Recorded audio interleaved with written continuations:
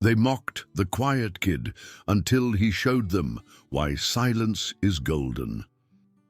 Darius Kovac had learned to make himself invisible long before he stepped foot in Roosevelt Community Center. At 17, his slight frame and perpetually hunched shoulders made him seem younger, smaller somehow. His dark eyes, inherited from his Serbian grandmother, held depths that most people never bothered to explore. 3 months into his family's move to Riverside Heights, Darius had perfected the art of blending into backgrounds, of choosing seats near exits, of timing his movements to avoid the predators that seemed to populate every new environment. The community center served as neutral ground for the neighborhood's teenagers. Its worn basketball courts, cramped weight room, and study areas buzzed with the territorial disputes of adolescence. For Darius, it represented sanctuary, a place to complete homework assignments away from his family's cramped apartment, where his father's construction job left little room for academic pursuits. Just keep your head down, Darius reminded himself as he claimed his usual corner table in the main hall. 6 more months until graduation, 6 more months until college applications, 6 more months until freedom. But freedom felt impossibly distant when Marcus Rodriguez entered the building. Marcus commanded attention without trying. 6 feet tall with the build of someone who had been lifting weights since middle school, he moved through the community center like he owned it. His jersey, varsity basketball from the local high school, stretched across broad shoulders that had never known defeat in the social hierarchy. Behind him trailed his constant companions, Jake Brennan, whose red hair and freckled face might have made him a target in other circumstances, but whose loyalty to Marcus granted him protection, and Devon Walsh, quiet and calculating, the type who whispered poison in ears and watched chaos unfold.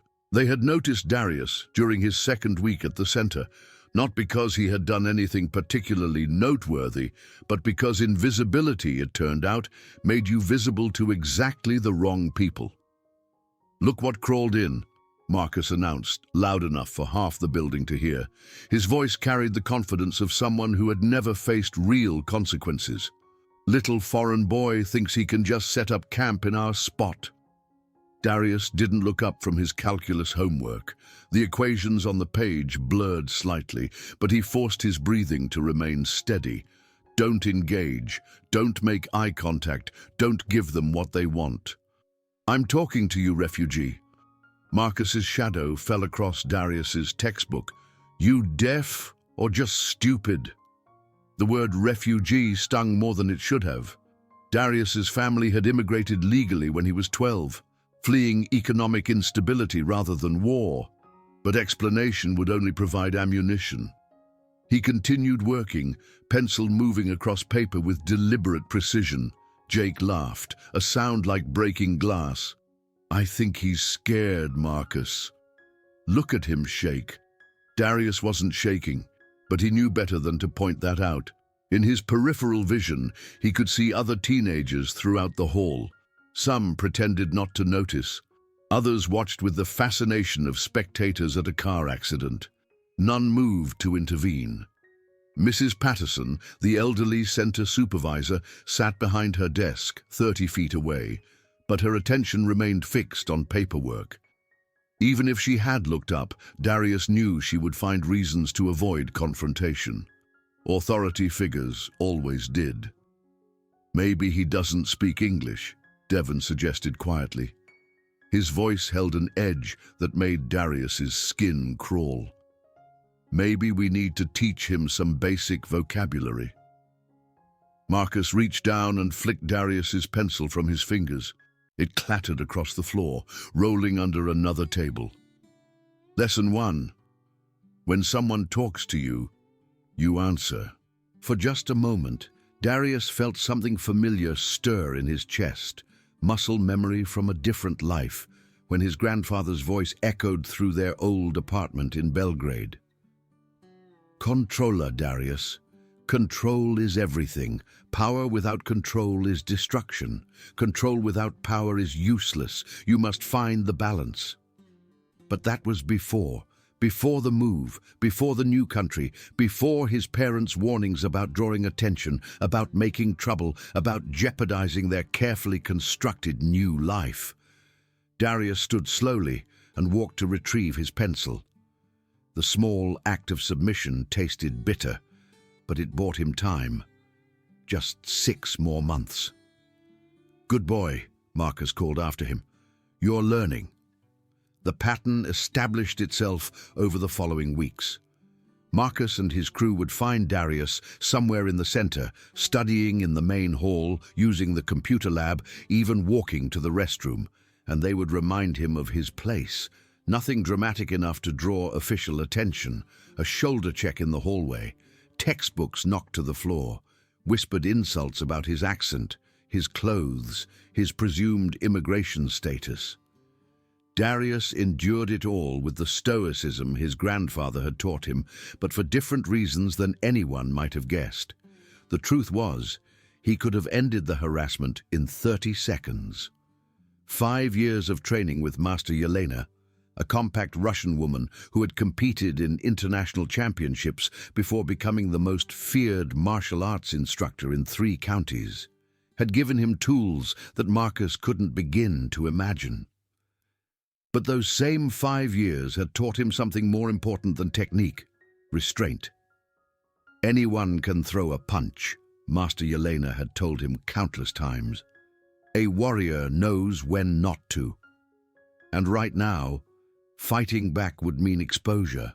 Questions from parents, from school administrators, from immigration officers who might decide that a family with a violent teenager posed a risk.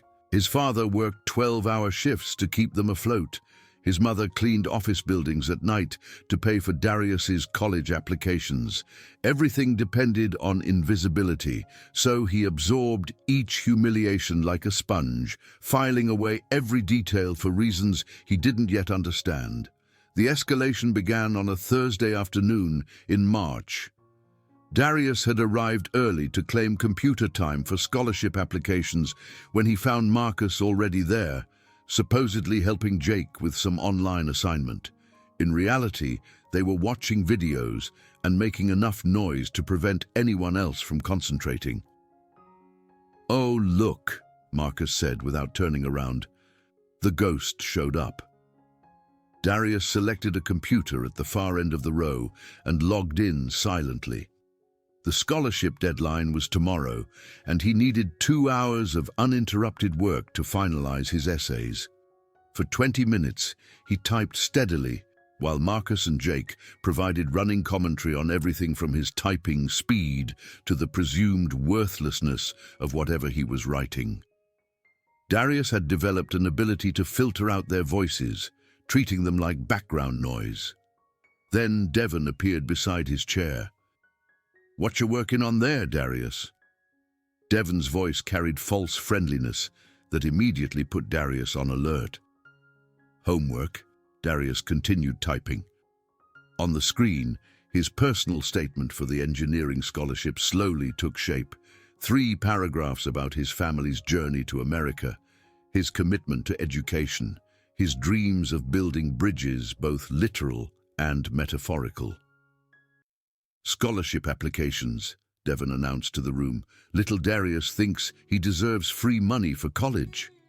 Marcus swiveled in his chair, suddenly interested. "Seriously? You applying for handouts?" "It's not a handout," Darius said quietly, immediately regretting the words.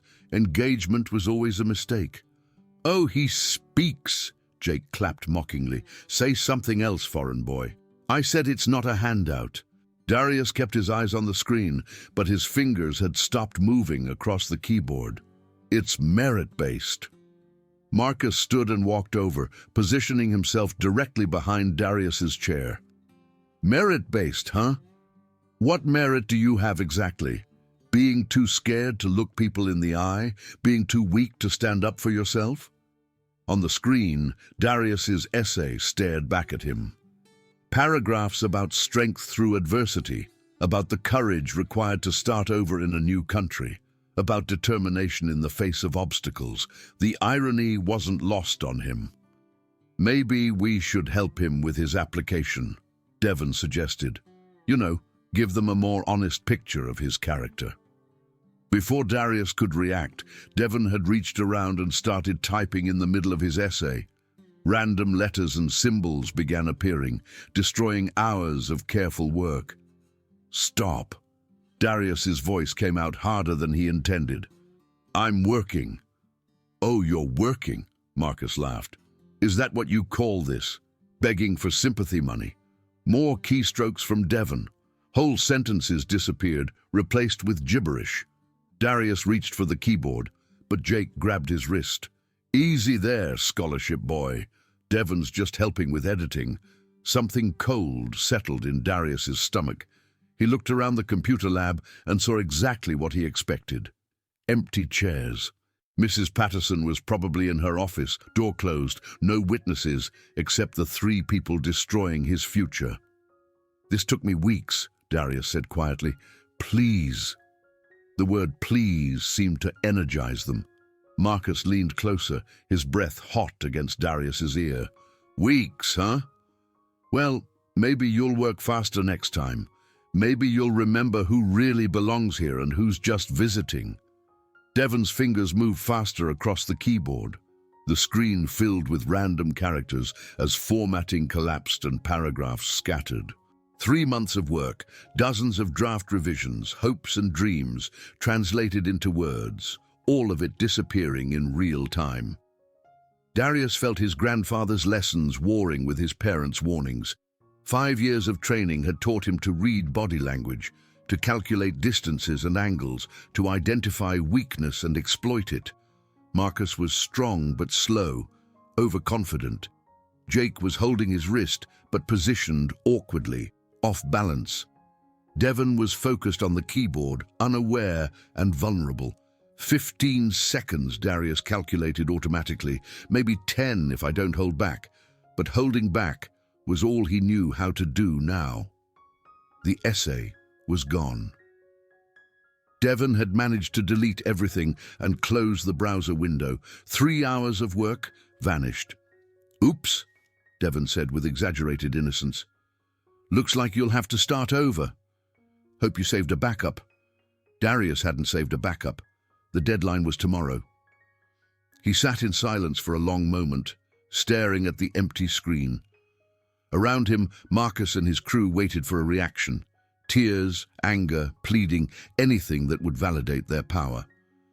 Instead, Darius logged out and walked away. That's right, refugee, Marcus called after him. Run away!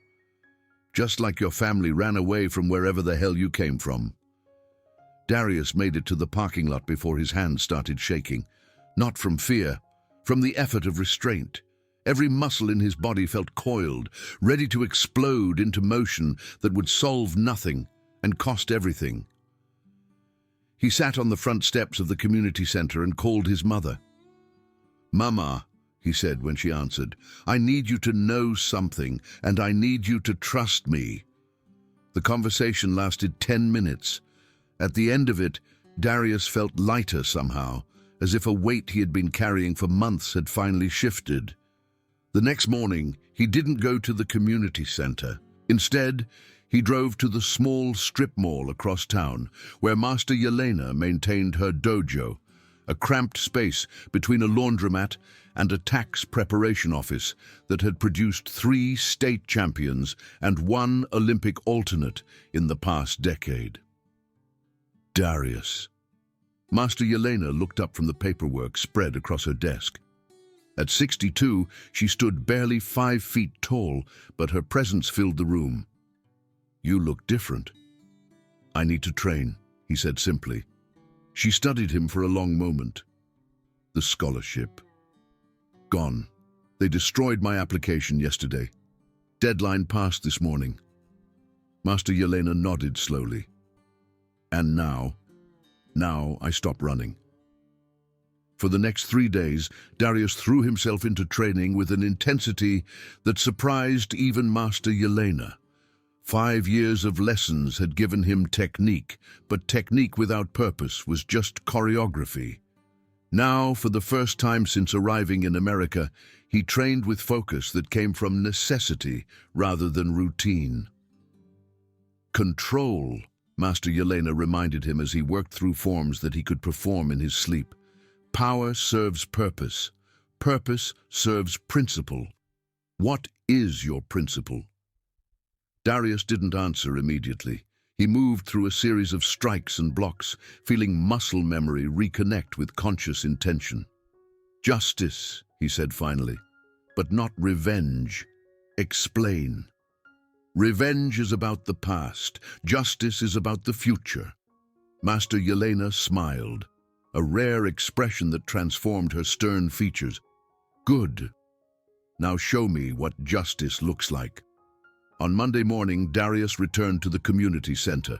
He arrived early, before the usual crowd, and claimed his old corner table. When Marcus and his crew showed up an hour later, they found him exactly where they expected, hunched over textbooks, seemingly oblivious to the world around him. But something was different.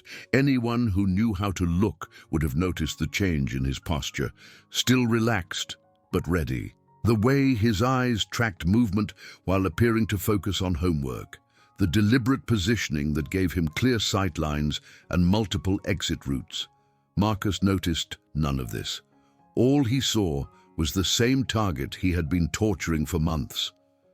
"Well, well," Marcus announced, "the scholarship boy came back. How'd that application work out for you?" Darius continued reading, but his fingers marked his place on the page. "Ready. I asked you a question, refugee." Still no response. Marcus exchanged glances with Jake and Devon, who flanked him like bodyguards accompanying a minor celebrity. "Maybe he learned his lesson," Jake suggested. "Maybe he knows better than to waste time on fantasies." Devon circled around to Darius's side, moving with the predatory patience of someone who enjoyed the psychological aspects of bullying as much as the physical ones. "I heard about the scholarship deadline. Shame you missed it. But hey, there's always community college, right? Perfect for people who don't quite belong in real universities." The insult was carefully crafted to sting, but Darius felt only calm. 3 days of intensive training had burned away months of accumulated anger, leaving behind something cleaner and more focused. "Earth to foreign boy," Marcus said, reaching down to snap his fingers inches from Darius's face.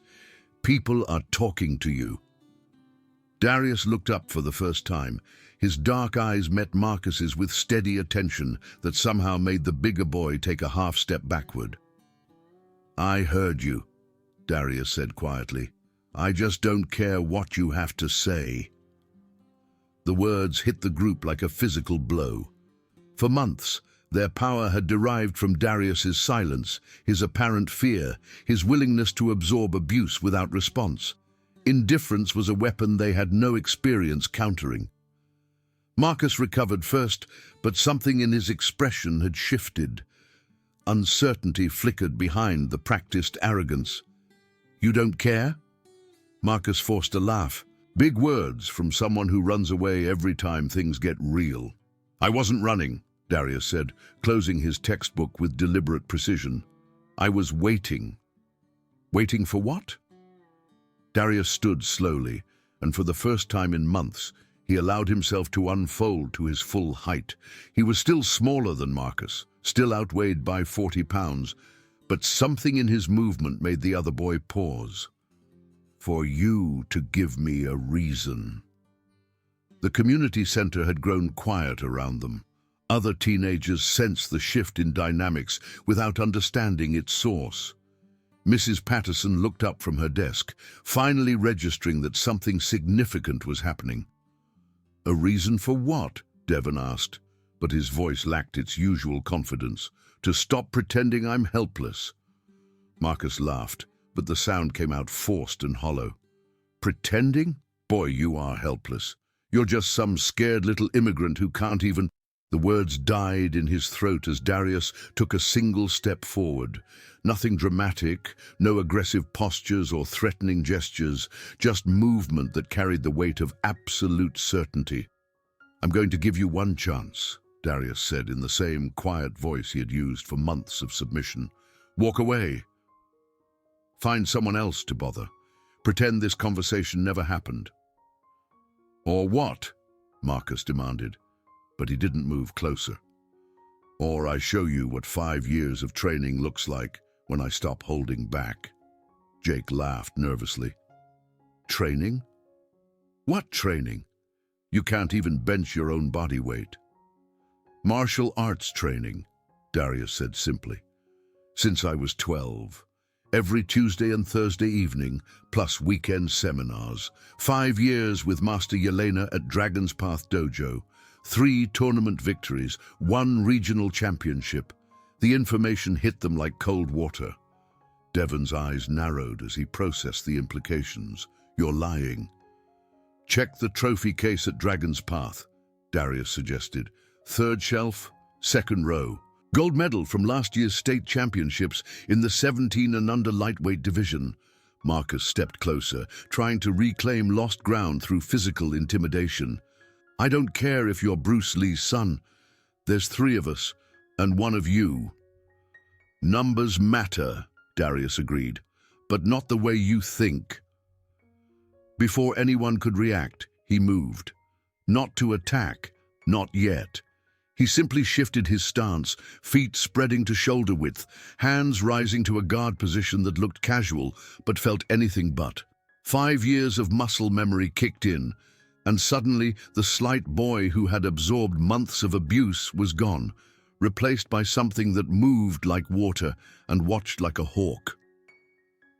What I want, Darius said, his voice carrying a new authority, is for you to understand something. Everything you've done to me, every insult, every humiliation, every moment you made me feel small, I let you do it. Not because I was scared, not because I was weak, because I was trying to be better than you. Marcus swung without warning, a haymaker intended to end the conversation before it could develop further. It was exactly the kind of telegraphed power-over-technique attack that Master Yelena had taught Darius to counter in his sleep. Time slowed. Darius saw the punch coming from Marcus's shoulder, read the angle and timing, calculated the necessary response. Instead of blocking or dodging, he stepped inside the arc of the swing, close enough to smell Marcus's cologne. His left hand came up in a rising block that redirected the punch harmlessly over his head. His right hand struck out in a palm-heel strike to Marcus's solar plexus. Not full power, just enough to demonstrate capability. Marcus folded around the impact, stumbling backward and gasping for air that had suddenly become unavailable. The entire sequence took less than 2 seconds. Jake and Devon stared in shock as their invincible leader struggled to breathe. That was a warning, Darius said calmly. About 15% of what I'm capable of. Do you want to see more? Marcus straightened slowly, his face red with exertion and embarrassment. Around them, the community center had gone completely silent. Every conversation had stopped. Every basketball had stopped bouncing. Every pair of eyes was focused on their corner of the building. You got lucky, Marcus wheezed, but his heart wasn't in it anymore. Lucky? Darius tilted his head slightly. Would you like me to demonstrate consistency? Devon was the first to fully grasp what they were facing. Marcus, he said quietly, maybe we should... Shut up, Marcus snapped, but his eyes never left Darius. This isn't over. Actually, Darius said, it is. Because here's what's going to happen now. You're going to leave me alone. You're going to find other ways to spend your time. And if I ever see you bothering anyone else the way you bothered me, I'm going to forget about restraint and show you what the other 85% looks like. Jake took a step backward, but Marcus held his ground through sheer stubbornness. You think one lucky punch makes you tough? You think anyone's going to respect you now? Darius looked around the community center at the faces watching them. Some showed surprise, others admiration, a few displayed the guilty recognition of people who had watched injustice unfold without acting. I don't need their respect, Darius said. I just need my peace. But Marcus was beyond listening to reason. The humiliation of being dropped by someone he had bullied for months demanded response. He lunged forward again, this time with Jake joining the attack in a coordinated rush meant to overwhelm through numbers. Darius moved like water. The first technique was a simple hip throw that sent Jake tumbling across the floor in a controlled fall that looked devastating, but caused no serious injury. The second was a joint lock that brought Marcus to his knees, with tears in his eyes, and a new understanding of leverage and anatomy. Both boys were down in under 5 seconds. Devon took one look at his fallen comrades and raised his hands in surrender. "I'm good," he said quickly. "We're good." "No problem here." Darius released Marcus's wrist and stepped back, his breathing barely elevated. "I told you," he said quietly. "I was waiting for a reason." Marcus struggled to his feet, cradling his wrist. The pain would fade in minutes, but the memory would last considerably longer. "This isn't over," he repeated, but the words carried no conviction. "Yes," Darius said with absolute certainty. "It is." For a long moment, the two boys stared at each other.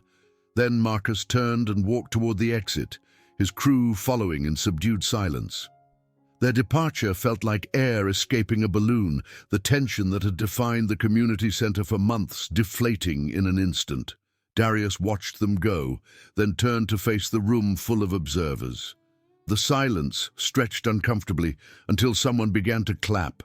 Slow, deliberate applause that spread through the building like wildfire. Mrs. Patterson approached from her desk, concern written across her features. "Darius, I need to ask." "Self-defense," he said simply. "They attacked first.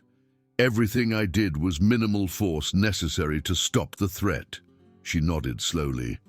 "I suppose you're right. I should have stepped in earlier. I should have seen what was happening." "It's over now," Darius assured her, "and it won't happen again." As the normal activity of the community center gradually resumed, Darius returned to his corner table. His textbooks lay scattered from the brief confrontation, but his homework remained undamaged. He gathered the pages and resumed studying as if nothing had happened. But something had changed. The other teenagers no longer avoided his section of the building. A few even approached to offer congratulations or ask questions about martial arts. The transformation was subtle but unmistakable. He was no longer invisible. That evening, Darius drove to Dragon's Path Dojo for his regular training session. Master Yelena was waiting for him with knowing eyes. "How do you feel?" she asked as he changed into his gi. "Different," he admitted. "Lighter somehow." "Violence resolved?" "Violence avoided," he corrected. "They won't bother me again. And they'll think twice before bothering anyone else." Master Yelena smiled. "And your parents?" "Proud," Darius said, surprising himself with the word. "I told them everything last night. They understand now why I needed to wait, why I needed to choose the right moment. Control." "Control," he agreed. They trained together in comfortable silence, working through forms that felt different now, not preparation for some hypothetical future conflict, but celebration of skills properly applied. When the session ended, Master Yelena offered him a cup of tea from her small office. "The scholarship," she said as they sat together, "there will be others. I know, and next time I'll be ready to defend my work." "You were always ready," she corrected. "You just needed to remember." 3 weeks later, Marcus and his crew had found new interests. Jake had joined the community center's basketball league, where his energy found more constructive outlets. Devon had discovered an aptitude for tutoring younger students, trading psychological manipulation for legitimate influence. Marcus himself had taken up weightlifting with serious dedication, apparently deciding that real strength was preferable to borrowed intimidation. They didn't avoid Darius exactly, but they treated him with the careful respect reserved for people who had demonstrated unexpected capabilities. Occasionally, Marcus would nod when they passed in the hallways, not friendship, but acknowledgement of a balance achieved. For his part, Darius had found equilibrium. He still preferred quiet corners and peaceful study, but he no longer hunched his shoulders or avoided eye contact. The community center had become what it was supposed to be, neutral ground where everyone could pursue their interests without fear. On a Thursday evening in April, as Darius worked on college applications for the fall deadline, a younger boy approached his table hesitantly. The kid was maybe 14, small for his age, with the hunted look that Darius recognized all too well. "Excuse me," the boy said quietly. "Are you Darius?" "Yes. I heard about what happened, with Marcus and those guys." Darius closed his textbook and gave the boy his full attention. "What's your name?" "Tommy. Tommy Kim. I'm new here. My family just moved from California." "And someone's giving you trouble?" Tommy nodded miserably. "Some older kids. They think it's funny that I'm Korean. They keep calling me things, pushing me around." Darius felt something familiar stir in his chest, not the coiled violence of suppressed anger, but the calm determination of purpose recognized. "Have you told Mrs. Patterson? What's she going to do?" "She didn't help you." "Different situation," Darius said thoughtfully. "Sometimes you have to help yourself, but sometimes you just need someone to witness." He stood and gestured toward the main hall. "Show me who's bothering you." They walked together through the community center until Tommy pointed out a group of boys near the video games. Darius recognized them, not from his own conflicts, but from general observation. Typical mid-level bullies who picked on targets they perceived as weak. "Wait here," Darius told Tommy. He approached the group with the same calm confidence he had displayed during his final confrontation with Marcus. No aggressive postures, no threats, just presence that commanded attention. "Gentlemen," he said quietly, "I need to talk to you about Tommy." Lun. The conversation lasted 3 minutes. Darius never raised his voice, never made threats, never mentioned his reputation. He simply explained that Tommy was under his protection now, and that any further harassment would be considered a personal insult, requiring personal response. When he returned to Tommy, the younger boy's eyes were wide with amazement. "What did you say to them?" "That you have friends here," Darius said simply. "That you're not alone." "Are you going to teach me to fight?" Darius considered the question seriously. "Do you want to learn?"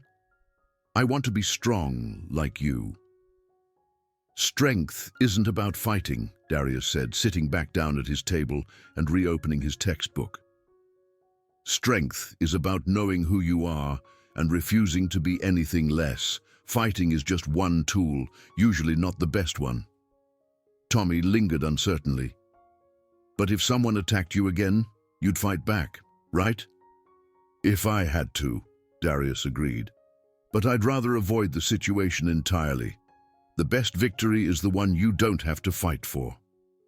As the evening progressed, Darius found himself fielding questions from other teenagers who had previously given him a wide berth. Not all of them were looking for protection. Some just wanted to understand how someone could change so dramatically, how the quiet kid in the corner had become a figure of respect. "I didn't change," he explained to one curious girl. "I just stopped pretending to be less than I was." "But why did you pretend for so long?" "Because sometimes survival requires patience, and sometimes standing up for yourself means waiting for the right moment." "How do you know when it's the right moment?" Darius thought about Marcus destroying his scholarship application, about months of accumulated humiliation, about his conversation with his mother, and his renewed training with Master Yelena. "When the cost of staying silent becomes higher than the cost of speaking up," he said finally. "When protecting yourself becomes more important than protecting your secrets." The community center closed at 9, and Darius gathered his materials slowly. Tomorrow, he would return to his corner table, to his homework and college applications, to the peaceful routine he had fought to preserve. But the quality of that peace had changed. It was no longer the fragile silence of someone trying to remain invisible, but the confident quiet of someone who knew exactly who he was and what he was capable of. As he walked to his car, Darius reflected on Master Yelena's teachings about control and power, about the balance between restraint and action. 6 months ago, he would have described himself as weak, as someone who absorbed abuse because he had no other choice. Now he understood the difference between weakness and patience, between fear and strategy. Sometimes the strongest thing you could do was wait. Sometimes the most powerful response was silence. But when silence failed, when patience reached its limits, when the cost of peace became too high, that was when strength revealed itself. The spring air was cool against his face as he drove home through streets that no longer felt hostile.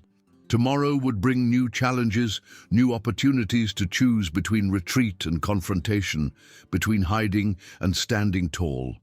But tonight, Darius Kovac was exactly who he was supposed to be, someone who had learned that true strength came not from the ability to fight, but from the wisdom to know when fighting was necessary, and when that moment came, to be ready.